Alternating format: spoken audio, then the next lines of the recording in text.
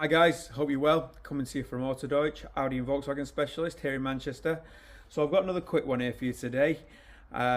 Before I get started though, if you could give us a like, give us a subscribe, this video helps you out and that helps me out. So a couple of years ago, I posted a video about an Audi Q7 with a coolant leak seen at the bottom of the engine. That was for engines from about 2016 onwards, so it's the newer 3-litre diesels. I kept getting comments saying, you know, is this the same for 2012s? Is this the same for 2013s? And it is and it isn't. It is the same problem, it's very slightly different. So I have here an Audi A8 2013 with the previous generation 3-litre diesel, and it's got the coolant leak. So I thought it'd be a quick little interesting video for you guys. If your car is a 2015, 2016 onwards, check out my other video. It's a bit further down my list of videos and that'll help you out with that one. But other than that, let's get looking at it. Okay, so coming into the front of the engine underneath, you would normally see a lot of coolant residue around the front of the engine, especially on this side.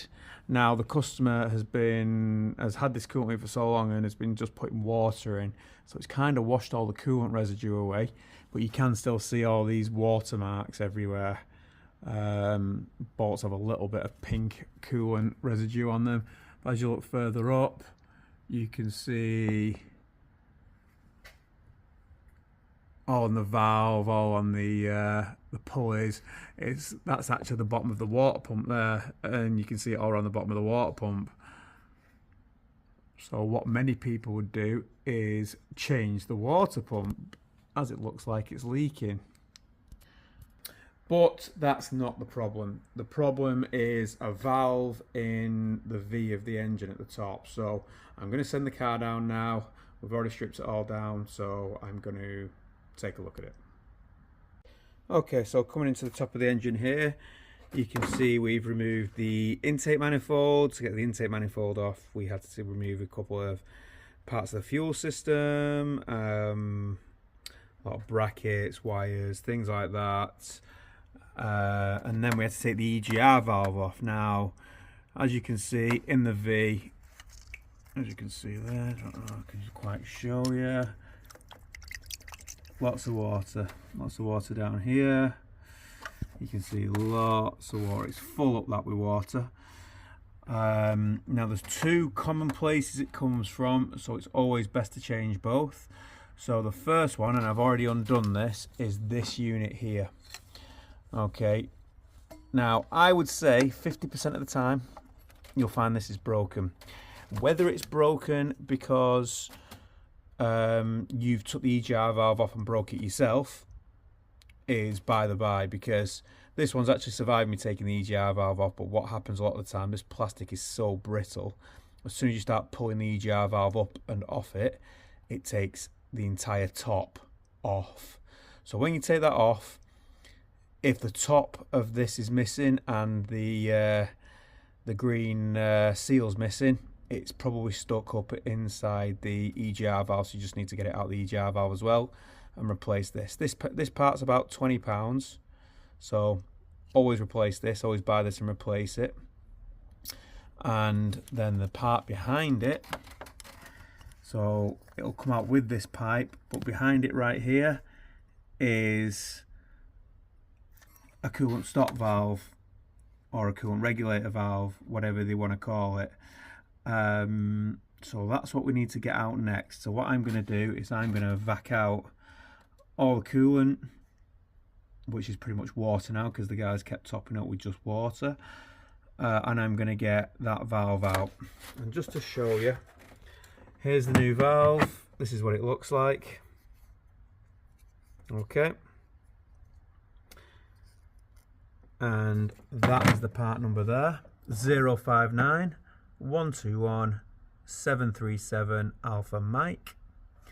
This is the part as well that I'm going to change. Even though it's not broke on this one, I'm going to change it because it's 20 quid and I don't mind changing it.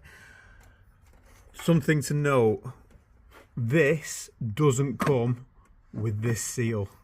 You have to order this seal as well. I have been caught with my pants down before just ordering this and not this, and they never keep this in stock. It's always like on a next day thing, so it's delayed the job for 24 hours because of this little seal.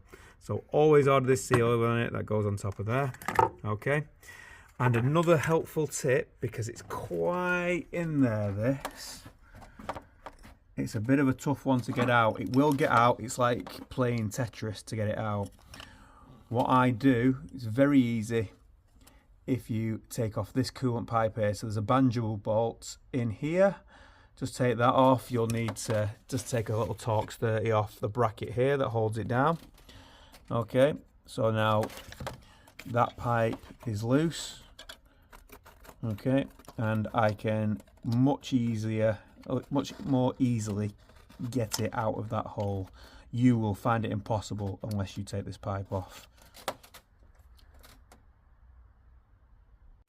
And the old part's out, and all the system has been dried out with a wet vac, so now it's time to install the new part. Okay, so that's it. Both new parts are on. New part here, all in, and new valve at the back. A couple of things not to forget before you start putting the EGR valve on. Don't forget to put this vac pipe back in place, because this goes and wraps around the EGR valve and comes to the top.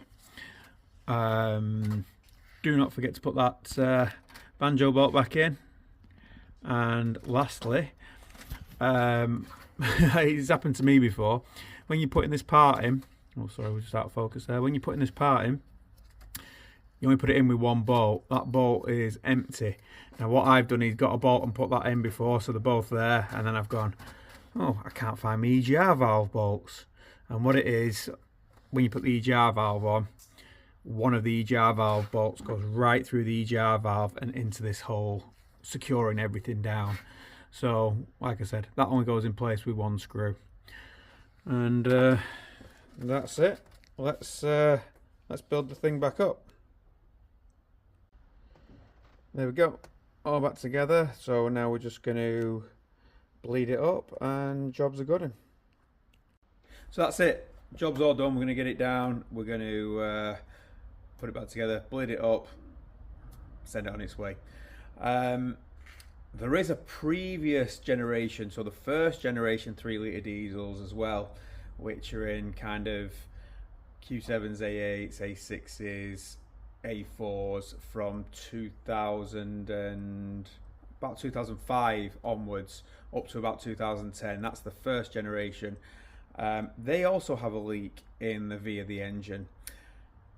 I haven't had one of those in for a while though, but next time I get one in, I'm going to do a video on that as well. Then I've covered all 3 generations, because all these 3-litre diesels, they all leak from somewhere or another inside the V. But other than that, I hope this has been helpful to you, and I'll catch you next time.